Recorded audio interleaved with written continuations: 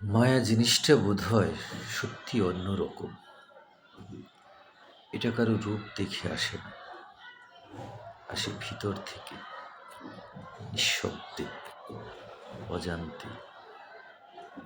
এর গভীরতা যে মাপতে পারে না, সে হয়তো সবচেয়ে হতভাগা মানুষ।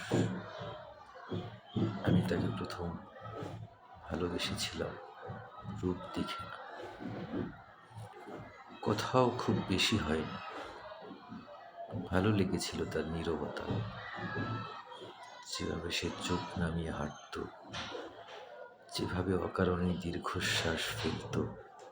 মনে হতো এই মানুষটার ভেতরে অনেক গল্প লুকিয়ে আছে।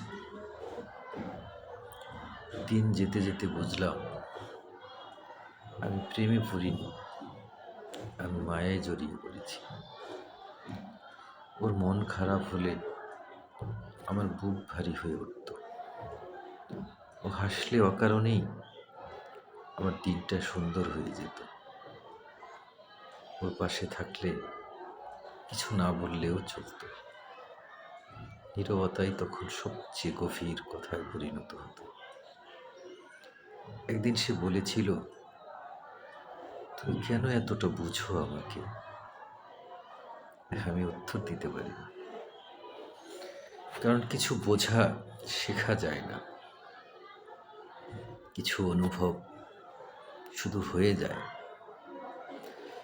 সময় বদলালো, পরিস্থিতি বদলালো, কিন্তু মায়া বদলালো না।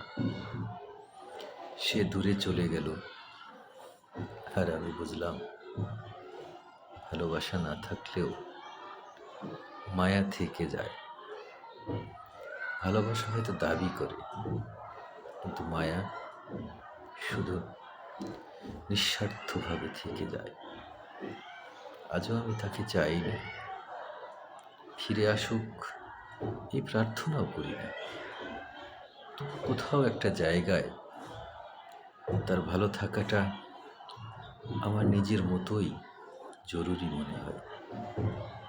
এটাই বোধহয় মায়া, যেখানে পাওয়া না পাওয়ার হিসাব নাই, আছে শুধু নিঃশব্দ একটা টান, যা দূরত্ব মানে না, সময় মানে না, শুধু হৃদয়ের গভীরে চুপচাপ বেঁচে থাকে।